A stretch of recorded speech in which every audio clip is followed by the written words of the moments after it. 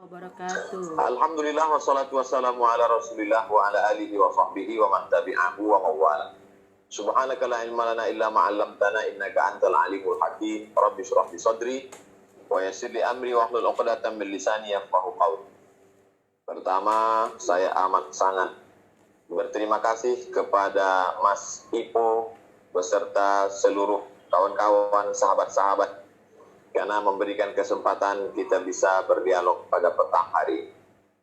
Allahumma salli ala Muhammad wa ala ali Sayyidina Muhammad. Tema kita Rasulullah SAW sebagai pedagang. Yang pertama, di kota Makkah itu ada namanya Darun Nadwah. Dar artinya rumah. Nadwah pertemuan. Rumah pertemuan. Semacam lembaga adat tempat berkumpulnya suku-suku, kepala-kepala suku, utusan-utusan suku. Darun Nadwah ini dibangun oleh Qusay. Nabi Muhammad SAW, anak Abdullah, anak Abdul Muttalib, anak Hashim, anak Abdi Manaf, anak Qusay. Nabi Muhammad SAW, anak Abdullah, anak Abdul Muttalib, anak Hashim, Abdi Manaf, Qusay. Artinya kakek Nabi yang kelima.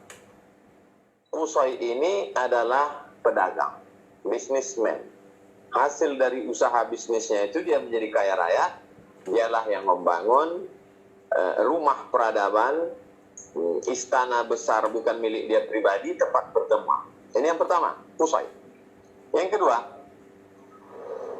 walamma tamma min hablihi syahrani ala ashhuril aqwalil marwiyah. Ketika sempurna hamil Aminah, 2 bulan Nabi SAW dalam kandungan Aminah, tufiya bil Madinatil Munawwarati abuhu Abdullah. Meninggal ayahnya Abdullah. Sepakat semua ahli sirah sejarah, Abdullah meninggal itu dalam perjalanan dagang, bisnis. Kakeknya pebisnis, orang kaya. Abdullah, ayahnya, meninggal saat dia dalam keadaan dalam kandungan ibunya, janin 2 bulan, pergi dalam pedagang. Karena orang Arab itu li'ila fi Quraisy, perjalanan orang Arab Quraisy, ila fihim rihlatash syita wa shaib, perjalanan musim dingin dan perjalanan musim panas. Yang ketiga, sepakat semua ahli sirah sejarah bahwa Nabi Muhammad SAW bertemu dengan Khadijah itu pertemuannya bukan dalam ibadah, bukan ketika sedang tawaf, bukan ketika sedang umrah. Pertemuan Nabi dengan Khadijah bukan ketika sedang tabligh akbar, tausiah. Nabi sedang ceramah, tiba-tiba datang Khadijah mengajukan pertanyaan, bukan. Tapi cerita hubungan mereka adalah bisnis, dagang. Yang punya barang Khadijah, barang dagangan. Semua orang menjual barang dagangan itu. Tapi kalau anak muda ini yang jualan, kenapa barangnya laku keras, berlipat ganda dari yang biasa? Khadijah penasaran, dia tanya orang yang bersama dengan Muhammad SAW, ini siapa ini? Laki-laki yang inilah orangnya. Akhirnya ada niat. Pertemuan itu juga karena dagang. Kakeknya dagang. Ayahnya dagang. Istrinya dagang. Dia sendiri. Ketika dibawa ke satu kampung, panas terik bernaung, mereka di bawah gereja. Gereja tua. Kemudian keluarlah Bahira dari dalam gereja. Pendeta Kristen Ortodok. Bahira bertanya, "Man hadza?" Siapa ini? Kita biasanya kalau ketemu sama orang yang kita tanya, "Nama kamu siapa?" Tapi Bahira nggak nanya nama kamu siapa, yang dia tanya, "Anak ini siapa?" Berarti ada sesuatu. "Anak ini siapa?" Abu Thalib menjawab, "Hadza ibni, ini anak saya." Kata Bahira, "Kalau betul kitab yang kubaca, ini bukan anakmu. Karena anak ini sudah yatim ketika dalam perut ibu." Abu Thalib tersenyum, dia anak saudara. Dia keponakan saya, anak yatim, tinggal di rumah saya. Saya bawa. Perjalanan itu mau jalan-jalan kemana? Bukan piknik. Bukan jalan-jalan bawa kambing, ngasih makan kambing, enggak. perjalanan Nabi dengan Abu Talib itu adalah perjalanan dagang bawa barang ke negeri Syam. Kata Bahira, jangan bawa dia ke negeri Syam, karena di negeri Syam banyak Yahudi. Orang Yahudi tahu sifat Nabi akhir zaman. Kalau mereka lihat sifat itu ada pada anak ini, nanti mereka akan bunuh dia, bawa dia pulang. Akhirnya dibawa pulang. Dalam perjalanan apa? Perjalanan dagang. Kakeknya pedagang. Ayahnya meninggal dalam perjalanan dagang. Dibawa oleh paman dalam perjalanan dagang. Bertemu dengan istri dalam berdagang. Yang kelima, ketika turun ayat riba, la ta'kulur riba adhafan mudha'afah, janganlah kamu makan riba. Riba pertama yang diharamkan Nabi adalah riba Abbas. Abbas itu ayah adik kandung Abdullah, ayah Nabi, paman Nabi. Kalau begitu Nabi dikelilingi oleh pedagang. Paman pedagang, ayah pedagang, istri pedagang, paman yang satu lagi juga masalah dagang. Hanya saja waktu itu dagangnya riba, karena uang. Meminjamkan uang, bayar lebih. Minjamkan uang, bayar lebih. Wa ahallallahu al-bai'a wa harrama riba. Allah halalkan jual beli, Allah haramkan riba. 6. Sampai di kota Madinah. Sahabat yang sampai di kota Madinah miskin, karena semua harta benda tinggal di kota Makkah. Di antara yang pindah ke Madinah, Abdurrahman bin Auf. Miskin. Nabi itu cerdas. Kalau pengusaha, dia pertemukan dengan usaha. Supaya apa? Supaya ngomongnya connect. Ada pengusaha dari Makkah, namanya Abdurrahman bin Auf. Dikenalkan dengan pengusaha juga di Madinah, namanya Sa'ad bin Rabi'. Nanti supaya ngomong mereka nyambung. Akhirnya Sa'ad bin Rabi' menawarkan, Abdurrahman bin Auf, saya ini orang kaya, bisnismen, pedagang. Kalau kamu mau rumah, ambil rumah saya. Kalau kamu mau istri, pilih salah satu, nanti saya ceraikan, kamu ambil, silakan. Apa jawab Abdurrahman bin Auf waktu itu? Dullani ala suq, tunjukkan saya pasar kota Madinah. Tunjukkan saya pasar kota Madinah. Lagi-lagi dagang. 7. Ada satu ejekan orang kafir Quraisy mengejek Nabi Muhammad SAW. Sahir, tukang sihir, oke. Majnun, orang gila, oke. Asatirul awalin, dongeng-dongeng, oke. Tapi ada satu ejekan, yamsuna fil aswaq. Masa kami punya Nabi jalan-jalan di pasar? Mereka nggak mau punya Nabi, Nabinya jalan di pasar.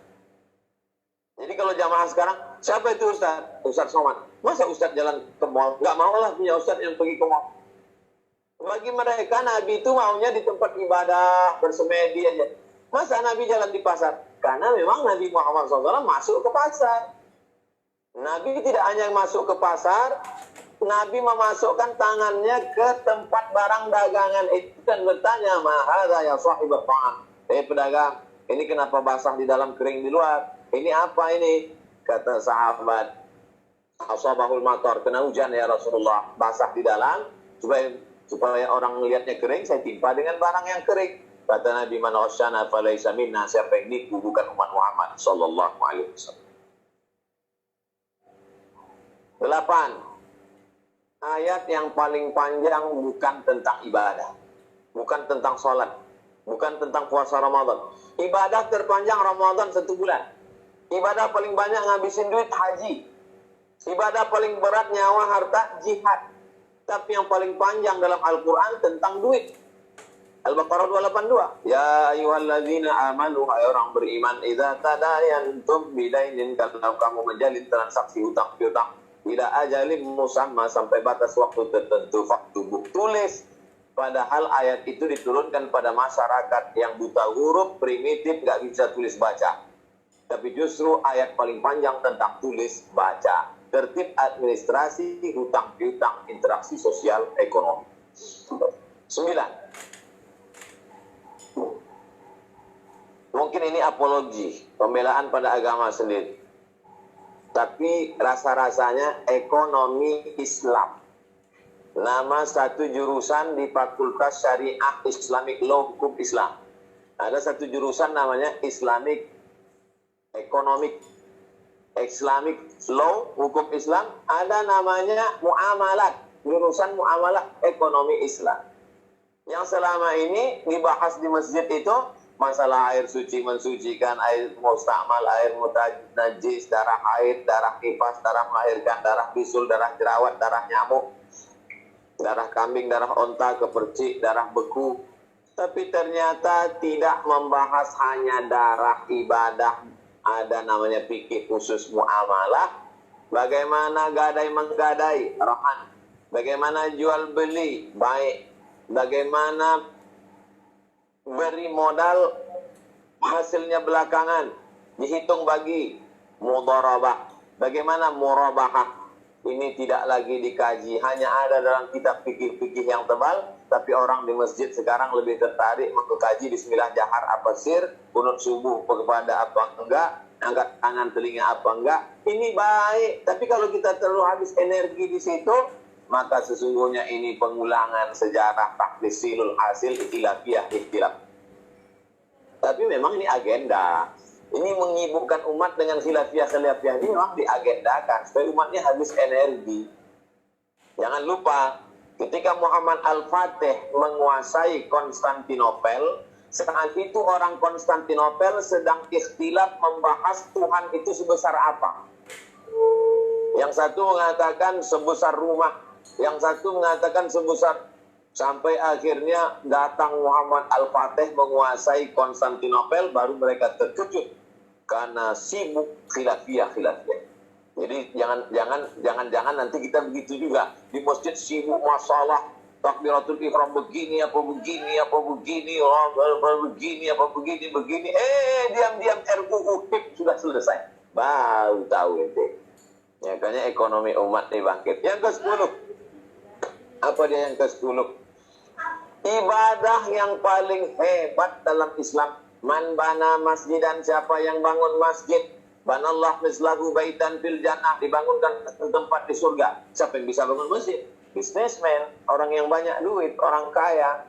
Iza matal insan, kalau manusia mati, inqata'a amaluhu, putus amalnya. Apa yang bisa mengalir? Shadaqatun jariyah. Siapa yang bisa sedekah? Kalau bukan orang kaya, wakaf. Sedekah tanah, wakafkan tanah.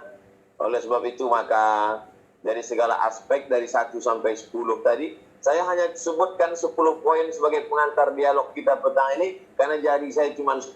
Kalau ada 11, 12, saya tambah 12. Jadi ini Aki Ipo Santosa dan sahabat-sahabat bisnismen muda, pengusaha muda, ini sebagai pengantar dialog kita. Selanjutnya saya serahkan kembali ke moderator. Terima kasih. Wassalamualaikum warahmatullahi wabarakatuh. Waalaikumsalam warahmatullahi wabarakatuh. Per sekarang di Zoom kita kurang lebih penuh Ustadz 1000 ya. Di YouTube juga itu alhamdulillah ramai. Ada berapa? Ada 3000-an di YouTube, alhamdulillah Ustadz, lagi live streaming. Haus usaha semua Ustadz. Ini sebelum saya buka sesi tanya jawab, saya kasih pantun dulu, boleh Ustadz ya? Mantap. Duri mawar jangan dipegang, kalau tergores pastilah sakit. Sejak muda kita berdagang, ekonomi umat pastilah bangkit. Masya Allah. Mantap. Amin. Itu satu Ustaz, satu. Yang kedua, yang terakhir, kalau ada sumur di ladang, boleh kita menumpang mandi. Kalau memang mau berdagang, buat apa dipikir lagi? Itu Ustaz. Insya Allah. Action. Oke, kita buka sesi pertanyaan pertama, Ustaz. Ini ada Mas Gufron. Mas Gufron ini pengusaha kuliner. Karyawannya ada 900 orang, Ustaz. Mas Gufron udah ready? Silakan langsung Mas Gufron, langsung aja, straight to the point. Mas Gufron, ready?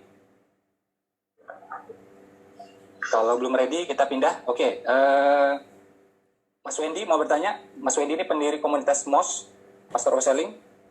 Silakan Mas Wendy. Baik, terima kasih banyak Mas Ipo, kehormatan bagi kami. Baik, mungkin langsung saja buat Ustaz. Tadi kan kita membahas tentang Nabi yang berdagang ya. Dan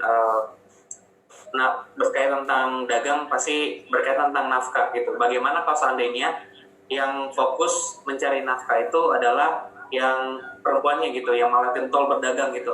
Bagaimana kalau sang suami itu malah tidak fokus ya, artinya yang jadi frontman itu bukan si suami gitu, malah si wanitanya gitu. Itu bagaimana menurut Ustaz gitu. Dan padahal kan yang memang seharusnya terjun di lapangan itu harusnya adalah si prianya itu Ustaz. Tapi mungkin saat lagi Ustaz mohon doanya, kalau kata Mas Ipo ketemu ulama itu minta doanya ya, saya minta doanya Ustaz. Mudah-mudahan apa yang diajarkan kabur. Grogi. Ya. Gimana Mas Ipo? Langsung? Langsung gak apa Ustaz, biar fokus. Baik. Laki-laki itu punya 5 kewajiban yang merupakan hak perempuan. Yang pertama, nafkah makan. Yang kedua, nafkah pakaian. Yang ketiga, nafkah tempat tinggal. Yang keempat, pendidikan. Yang kelima, perhatian. Dia berikan kewajiban dia sebagai hak perempuan sesuai kemampuan dia. La yukallifullahu nafsan illa wus'aha. Adapun si perempuan menyesal nikah dengan dia karena cuma bisa ngasih 5, dia bayangkan maunya 55. Itulah gunanya ta'aruf di awal. Makanya dalam mazhab Syafi'i ada yang disebut dengan kufu. Kufu itu sekufu, selevel, supaya tidak ada penyesalan di tengah perjalanan. Karena ini terkait tentang masalah ekonomi. Ternyata di tengah perjalanan si istri lebih pandai cari duit. Kata si istri, Mas cuma ngasih 5, saya bisa berbuat lebih banyak. Saya sudah baca buku-buku Mas Ipo Santosa, misalnya dia ngomong begitu. Bolehkah dia bekerja mencari nafkah?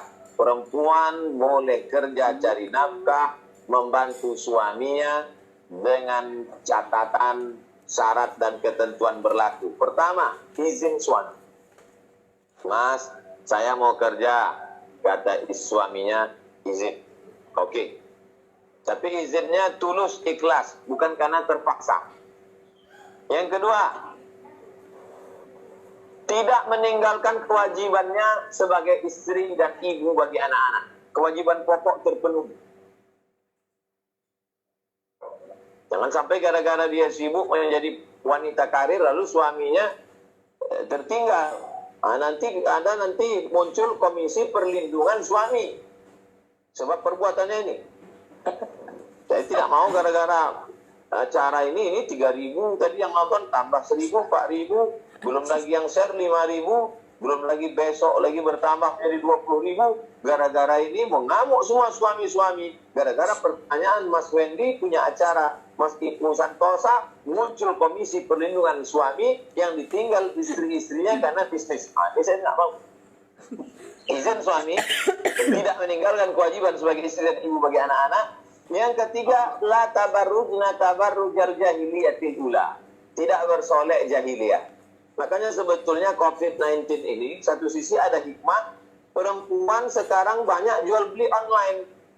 Sehingga kewajiban sebagai istri tetap, dia bisa mengelola bisnisnya melalui online tetap di rumah, dan dia tidak perlu bersolek-solek. Cukup pakai baju seadanya segala macam, karena kadang pakai suara atau tidak full gambar. Nah maka ini tidak ada solek. Yang keempat, la yakhluwanna rajulun ma'amra'atin illa ma'azi mahramin. Dia tidak ada berdua-duaan dengan laki-laki. Jadi jarak jauh. Kalaupun terpaksa juga ada transaksi, ada orang lain. Sehingga beramai, bertiga, berempat, berlima dalam satu ruangan. Selamat dari fitnah. Yang kelima, bahwa la tusafiranna imra'atun illa ma'azi mahramin. Tidak pergi keluar kota, tidak pergi musafir berdua-duaan. Nah, ini yang terjadi di kantor-kantor, perusahaan, keluar kota, pelatihan, bisnis. Silakan, tapi beramai-ramai. Apalagi sampai satu hotel, satu tempat, terjadilah fitnah-fitnah semuanya. Kalau cukup 5 syarat, silakan dia bekerja. Komunikasi baik, tetap dialog, tetap mengedepankan skala prioritas. Dan yang paling penting itu semua, kalau dapat kelebihan hasil bisnis tadi, maka si perempuan memberikan itu sebagai apa ini? Kalau gaji suami untuk istri, itu memang nafkah kewajiban. Tapi kalau duit istri dipakai oleh suami, itu harus jelas apa akadnya. Kata si istri, karena aku berhasil duit banyak, pakailah ini mas sebagai pinjaman tanpa bunga. Kredit lunak. Atau kata dia, ambillah ini sedekah. Jadi akadnya bisa pinjaman, bisa sedekah, bisa macam-macam. Tapi yang jelas tidak ada kewajiban istri menafkahi suami. Tapi kalau istri mau membantu perekonomian keluarga, bisa dengan syarat dan ketentuan berlaku. Demikian bagi perempuan-perempuan yang mau berkarir, Islam tidak menghalangi karir Anda, tapi Islam itu hurriyah muqayyadah, bebas tapi terikat. Bukan hurriyah mutlaqah, bebas tanpa ikatan. Wallahu a'lam bishawab. Demikian Mas Wendy.